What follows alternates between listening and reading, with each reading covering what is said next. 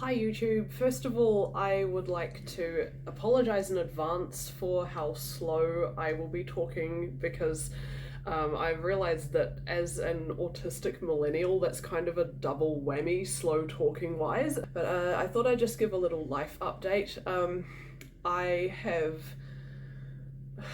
not quite jumped ship, but also kind of jumped ship to TikTok this year because I've been writing mostly parodies, and yeah, parodies and YouTube don't really mix, even though they're fair use, they're totally fair use. But anyway, I thought I'd start uploading a few more vlogs to just keep this channel going because I like this channel. It's my baby. So life update. I am about to move to London. Why am I moving to London? Well, I got into the Guildhall School of Music and Drama, which I'm super stoked about, and so I've spent the last half year, more than that actually, I've spent ages fundraising for this, and I've got my plane tickets booked and most of my ducks in a row, and I will be flying to London in 3 days. So yeah, I'm really excited, slightly terrified, but I'm really happy to be here because at the start of this year I wasn't sure if I would make it this far because as you know, I did that whole what do you call it? That audition trip, you know, the one. Last time I did a video, I was in the UK and it was snowing and it was amazing. That went really well, but at the very end of the trip,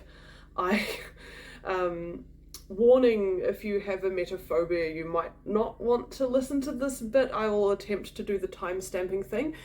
But at the very end of the trip, in Singapore, I got food poisoning because I ate somewhere that I shouldn't have.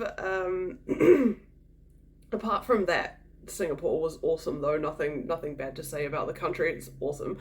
But yeah, I did unfortunately get food poisoning, and I have quite bad emetophobia, so my mental health kind of did a big nosy divey, and so I was not well for a few months, but I've been going to specialized therapy. It's a particular type of therapy called BWRT. I can link you to some resources in the doobly-doobly-doo. Yeah, I've been going to therapy, I've been working on a lot of things, and I feel miles better now, so I just hope I can keep that even keel, fingers and toes crossed, because I think anxiety and emetophobia are just things that I am going to have to manage for the rest of my life, and that's okay actually. I'm used to having to manage my chaotic brain, so yeah, it's just it's been a bit more chaotic than usual this year, so it's been quite a learning curve. I say too much, so I thought I'd share a few little helpful hints with anxiety, emetophobia, all those kinds of things, because a lot has changed since I did my last video on this topic. I would have been like 19 or 20 at the time. Now I'm nearly 30. Oh my gosh, that's really scary. Some of the things I've noticed about my anxiety now is it tends to, when it's not manifesting as full-on panic attacks, it will often manifest as anger and grumpiness, and I'll get all short-tempered with people. So I'm still kind of working on the grump factor. I find that when I'm not around people, it's fine, which is really bad.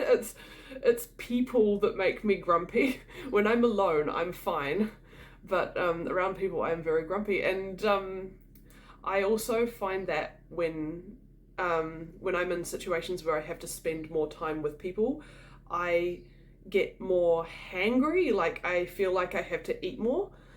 I actually had a whole bunch of glucose tests done last year because I thought there was something wrong with my glucose levels. There wasn't, apparently, but I did get very, very hangry. I still do sometimes, but when I'm not around people, I can go for much longer without eating. It's really weird.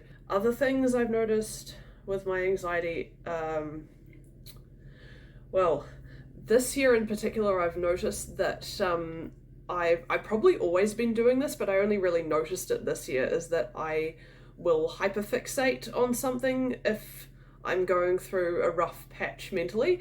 My brain will be like, okay, we're kind of in danger, so I'm just gonna protect myself by only focusing on this thing. Wake me up when it's over, bye. That is what it has done this year. I have hyperfixated my butt off on... As I went down in the river to pray, studying about that Gerard way, and who shall join the Black Parade? Good Lord, I'm not okay. Rubber duckies. I have hyperfixated on rubber duckies. For those of you who've seen my TikTok already, you'll notice that I have built my entire TikTok presence around rubber duckies, in inverted commas. I spent years actually being ashamed of my hyperfixations, whatever they might be. I felt ashamed of it. I even tried giving up hyperfixating for Lent once. That didn't work at all, needless to say. But now that I'm older and wiser, and I am a bit less concerned with what other people think of me, I am now just... I've decided I don't want to be ashamed of my hyperfixations or special interests or whatever anymore. I think they have a good function. They are a coping mechanism, and they are how I learn things and how I get all my inspiration. So I'm just going to enjoy it. But at the same time, it does get quite distracting when I'm supposed to be focusing on this intense singing course, but all I can think about is rubber duckies. I like to think it could also be advantageous, because with the genre of... it's supposed to squeak. With the genre of music that I've been listening to, it's kind of taught me a lot more about how to get emotion into music, which was something I have always struggled with, so I'm hoping that will help. It's complicated. I should do a whole video on that too. That'd be interesting. It's so squeaky! What should I name this rubber duck?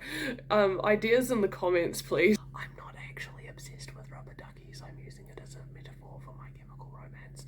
My hair is so messy. I look like the Wojak guy, but he's kind of prettier. I'm strategically growing my roots out so that the passport people don't think I'm an imposter, but it kind of looks like I'm wearing a toupee and going grey underneath.